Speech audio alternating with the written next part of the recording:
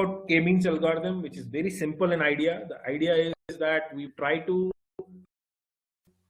gather each point in a cluster of related points which exhibit similar behavior in an iterative manner.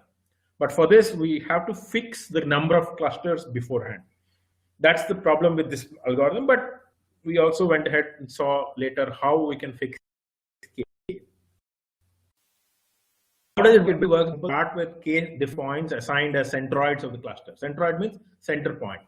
Then we try to reassign in each iterative step a different cluster to each member as and when we find the closest centroid to that point. So it's possible that the assignment we started out with change when we start doing the clustering, and in the end we may end up when we see no longer any difference in movement from one stage to the other, where all points are settled with specific centroid, and that centroid and surrounding become one cluster. Then here, one of the things about was the base notion on which you try clustering is on the basis of distance between nodes.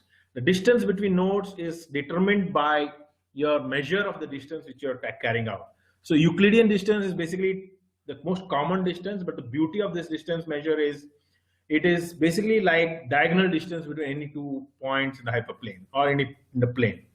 Whereas Manhattan distance, on the other hand, is like Euclidean distance is like helicopter riding between one point and another, where you can go over anything and everywhere. Whereas if you take a taxi kind of a scenario, you have to go only along specific roads. You cannot take any path. That becomes a Manhattan distance, where you are allowed to go along only the axis and then reach the second point from the first point. Like that, we have other notion of distance, which is like distance or Hamming distance, which is very useful, especially in textual comparison, where you try to identify one word as how far is it from the other word. Very useful in text mining algorithms. Basically defined by number of substitutions required to change one text item to the other. And we also saw that while this is good to know previously determined value of k, but what is exactly going to be the right size of k, which is going to give the best picture for you?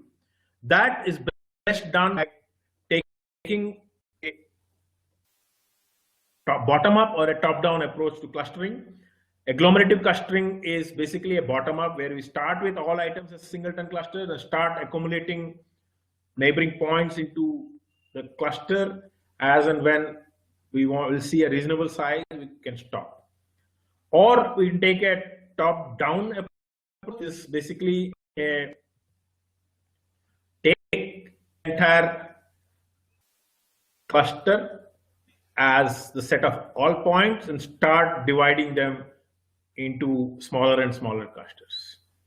But what we saw was important thing for you to create is something known as a dendrogram. Dendrogram, as you can see, is basically a visual representation of what is the set of nodes or groups of nodes which are related closely to each other. So the dendrogram is formed by a simple heuristic.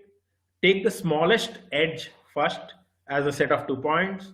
Then you take the next smallest distance between that and the next smallest edge, or a single node it could be. It need not be that it always has to be an edge.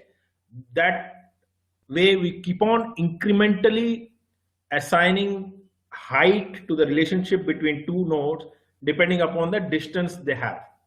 Like that, we create a dendrogram which looks more like a tree, but this tree actually is determining that how and where you want to divide this dendrogram will give you the idea of the right size of k. So let's look at the line here where it is passing through 5 different points. It gives 5 clusters. First cluster is basically having A, B, C, D, E. Next cluster is only F. Next cluster is only G. Next one is talking about H, I, J, K, M, N. And the last one is only L.